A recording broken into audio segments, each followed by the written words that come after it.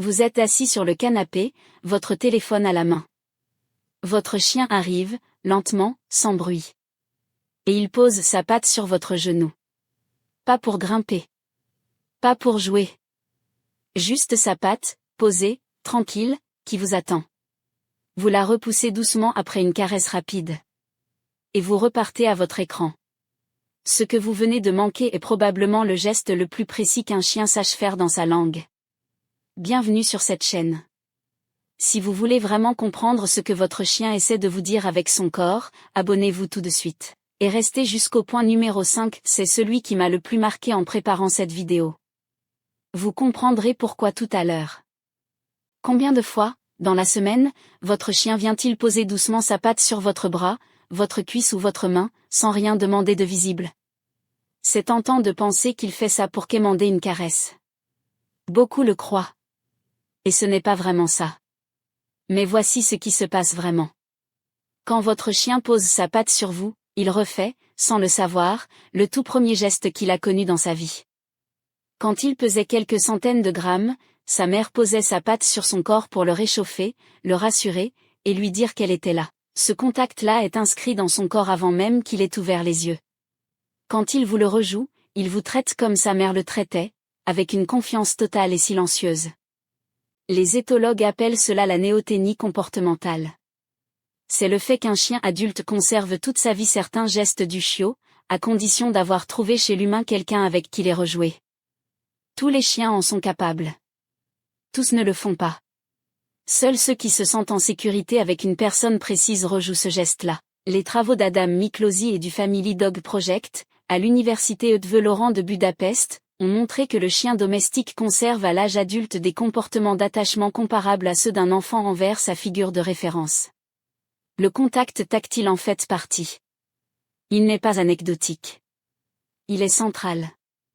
Et cela veut dire que chaque fois que votre chien pose sa patte sur vous, il vous reconnaît comme l'unique personne avec qui il peut redevenir, l'espace d'une seconde, le chiot qu'il a été.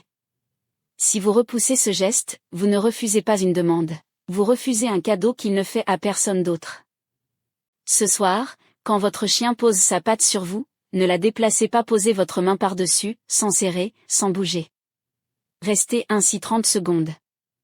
Vous verrez qu'il ferme les yeux. C'est le geste qu'il attendait. Vous venez de lui rendre ce que sa mère faisait. Le prochain point va changer comment vous comprenez ce qui se passe dans la pièce chaque fois que vous prenez votre téléphone à côté de votre chien. Ce soir, quand votre chien pose sa patte sur vous, ne la déplacez pas, posez votre main par-dessus, sans serrer, sans bouger. Restez ainsi 30 secondes. Vous verrez qu'il ferme les yeux. C'est le geste qu'il attendait. Vous venez de lui rendre ce que sa mère faisait. Le prochain point va changer comment vous comprenez ce qui se passe dans la pièce chaque fois que vous prenez votre téléphone à côté de votre chien. Les comportementalistes appellent cela la demande de présence relationnelle. C'est un signal très différent de la demande de nourriture ou de jeu, et infiniment plus discret. Le chien qui le fait n'élève pas la voix. Il choisit le canal le plus doux possible. La patte est ce canal.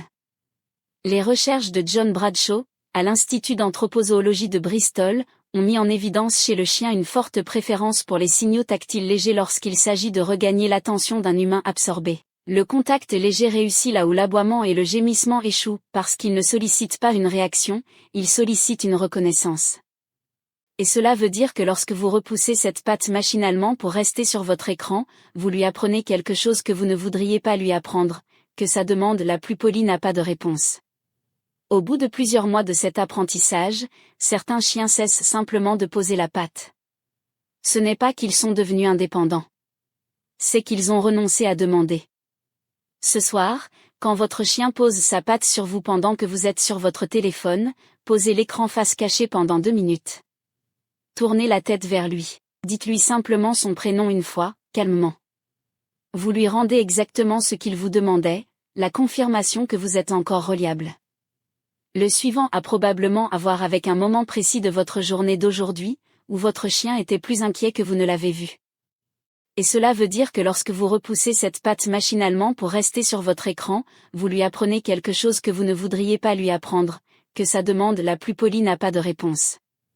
Au bout de plusieurs mois de cet apprentissage, certains chiens cessent simplement de poser la patte. Ce n'est pas qu'ils sont devenus indépendants. C'est qu'ils ont renoncé à demander. Ce soir, quand votre chien pose sa patte sur vous pendant que vous êtes sur votre téléphone, posez l'écran face cachée pendant 2 minutes. Tournez la tête vers lui. Dites-lui simplement son prénom une fois, calmement. Vous lui rendez exactement ce qu'il vous demandait, la confirmation que vous êtes encore reliable.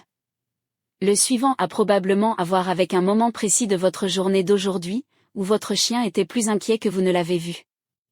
Les chercheurs parlent de corégulation émotionnelle. C'est la capacité qu'a un être vivant de retrouver son équilibre interne par le simple contact avec un autre être qu'il considère comme sa figure de sécurité. C'est ce que font les nourrissons avec leur mère. C'est exactement ce que fait votre chien avec vous. Une étude de Takefumi Kikuchi à l'université d'Asabu, publiée dans la revue Science, a montré qu'un contact prolongé entre un chien et son humain de référence déclenche, chez les deux, une libération mutuelle d'ocytocine, l'hormone du lien. Pas seulement chez l'humain, chez le chien aussi. Le contact agit donc dans les deux sens, et il le fait dans la même direction biologique. Et cela veut dire qu'à chaque fois que vous laissez sa patte poser sur vous pendant un moment difficile, vous lui donnez exactement ce qui le calme le plus rapidement. À l'inverse, si vous vous éloignez ou repoussez sa patte dans ces moments-là, il apprend que la peur doit se vivre seule. Aucun chien ne devrait apprendre cela. La prochaine fois qu'un bruit fort surprend votre chien, ne dites rien, ne caressez pas, ne le bougez pas. Si sa patte vient se poser sur vous, laissez-la. Mettez doucement votre main par-dessus. Restez ainsi le temps qu'il faudra, vous verrez qu'il respire plus lentement avant vous. Le prochain point va contredire tout ce que vous croyez savoir sur les raisons pour lesquelles un chien adulte cesse d'aboyer avec le temps. Si ces 3 premiers points vous ont déjà fait voir la patte de votre chien différemment, abonnez-vous, la suite va beaucoup plus loin. Surtout le point numéro 5, qui est le plus important de toute cette vidéo. Voici une vérité qu'on dit rarement dans les vidéos sur les chiens, votre chien apprend, avec les années, à vous parler de moins en moins fort. Pas parce qu'il a moins de choses à dire, mais parce qu'il a découvert que vous l'entendiez mieux ainsi. On entend souvent dire que les chiens se calment en vieillissant. C'est une explication confortable. Et elle est partielle. Mais voici ce qui se passe vraiment. Quand votre chien était jeune, il essayait probablement de l'aboiement, du gémissement, du saut, peut-être du grattement de pied à la porte. Avec le temps, il a observé quelles tentatives obtenaient une réponse de votre part et lesquelles n'en obtenaient pas. La patte posée, calmement, sans aboi, est souvent celle qui a fonctionné le mieux. Alors il l'a gardée. Et il a abandonné les autres. Ce que vous prenez pour de l'apaisement avec l'âge est en réalité une optimisation silencieuse de sa communication avec vous. L'éthologue norvégienne Turid Ruga appelle ce type de geste un signal d'apaisement dirigé. Ce sont des comportements que le chien utilise pour désamorcer une situation tendue ou pour faire passer un message sans escalade.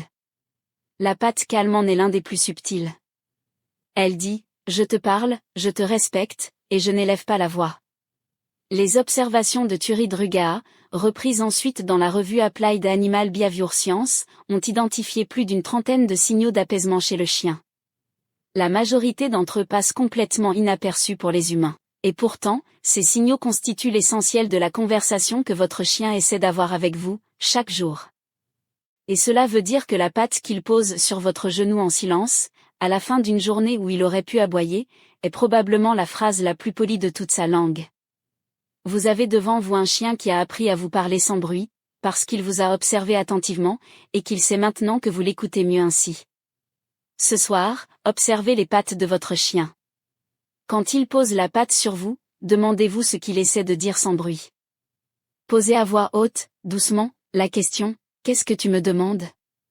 Il ne répondra pas avec des mots, mais regardez ce qu'il fait dans les 5 secondes suivantes.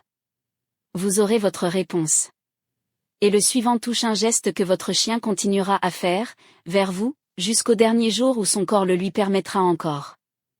Avez-vous déjà imaginé le dernier geste que votre chien fera dans sa vie ? Pas comment il s'éteindra. Mais ce qu'il choisira de faire, encore, quand il n'aura plus la force de se lever, plus la voix pour aboyer, plus l'énergie pour vous suivre dans la pièce ? C'est une question qu'on évite. Elle fait mal. et c'est précisément pour cela qu'elle compte. La majorité des chiens, quand le corps lâche, gardent un seul geste jusqu'à la fin. C'est celui-là. La patte posée sur la main de leur humain. Pas l'aboiement. Pas la course. Pas le saut. Juste cette patte, plus légère qu'avant, qui cherche votre main et reste là. C'est le tout premier geste qu'il a appris auprès de sa mère, et c'est le tout dernier qu'il offrira à la personne qu'il a choisie pour la remplacer dans sa vie.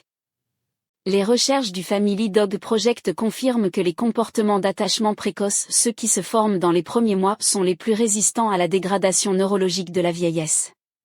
Quand presque tout disparaît, ce qui reste, c'est le contact tactile vers la figure d'attachement. C'est neurologique, et c'est implacable. Et cela, votre chien le fait depuis le jour où il est entré chez vous. Toutes les fois où vous étiez sur votre téléphone, toutes les fois où vous avez repoussé sa patte sans regarder, toutes les fois où vous avez répondu vite avant de repartir, il a continué à venir. Il n'a pas tenu de compte. Il a recommencé chaque jour. Et il continuera, parce que pour lui vous êtes la suite directe de sa mère, et qu'on ne renonce pas à cela. Ce soir, quand votre chien posera sa patte sur vous, arrêtez ce que vous faites. Posez votre main sur sa patte. Restez ainsi 1 minute entière, sans téléphone, sans télévision, sans rien. 1 minute. C'est le seul vrai dialogue que vous ayez avec lui dans sa propre langue. Et ce dialogue-là, il l'attendra de vous jusqu'au bout. Votre chien ne vous demandera jamais d'écouter sa patte. Il ne sait pas demander cela. Il fait simplement, encore et encore, jusqu'au jour où il ne pourra plus. La main de la mère. La demande de présence sans mots. L'ancrage qui le calme. La conversation silencieuse. Et la dernière patte. Votre chien ne vous demande pas votre attention. Il vous demande la reconnaissance d'un geste qu'il ne fait à personne d'autre. Alors ce soir, quand votre chien viendra poser sa patte sur vous, dans le silence d'une fin de journée ordinaire, qu'est-ce que vous allez voir, cette fois? Si cette vidéo a changé ce que vous voyez chez votre chien, partagez-la avec quelqu'un dont le chien mérite d'être vraiment compris. Abonnez-vous, et écrivez en commentaire le moment précis où votre chien pose le plus souvent sa patte sur vous. Je lis chacun d'entre eux.